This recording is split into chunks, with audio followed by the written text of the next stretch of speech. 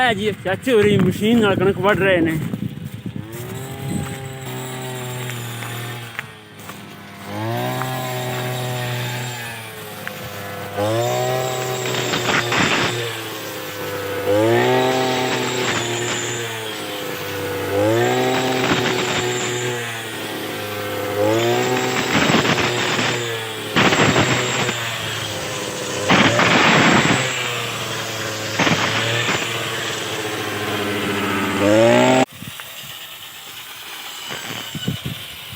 अस्सलाम वालेकुम, की हाल चाल ने? ठीक हो? बड़ी मशीन लेंदी जे। मशीन बारिश हो गई तो घर चली अगो सुख दी कौन पे ए मांग भी लेंदी जे कि आप लई जे?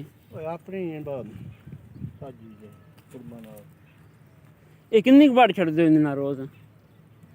रोज किला वाड़ ले किला वड़ दे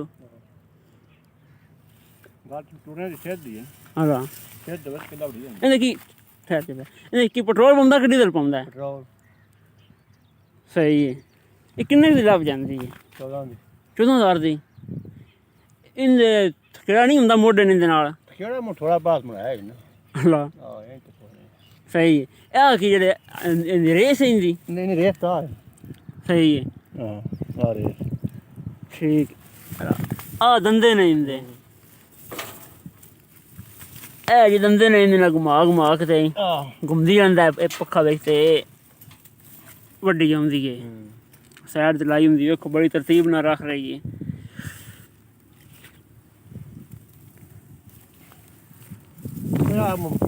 ना काम होने बाबा तो सही ये सही है नहीं हुण काम तो ये हो गया कि बारिश आने बिजी भी आई है।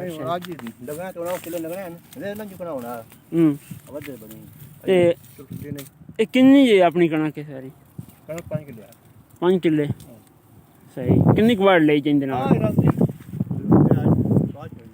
आ रह गई है छिक ले आंदी जे कि फिर ते मुक जानी जे आवन लगे हैं अच्छा शाम में मुका चढ़नी माशाल्लाह ओए चंगा एक बंदा लग गया सुकून नाल। हां वो लगा मैं तो पाने मगर वो पता लेना ना पड़ता है। वाह क्या बात है। ये चेंज है ना कावी बड़ी है मत तेरा तो बाल चढ़ना है ना आ औखी बड़ना ले तिला खुश दे बांधा पे को भी नहीं आप खुश दे नहीं बूढ़ो गिल्ली ये मुंडो पटनी पे भूई गिल्ली सारी केस तो भगवान गिल्ली है ना मुंजी है भोए तो जे बेचो बड़ी गिल्ली है सही है।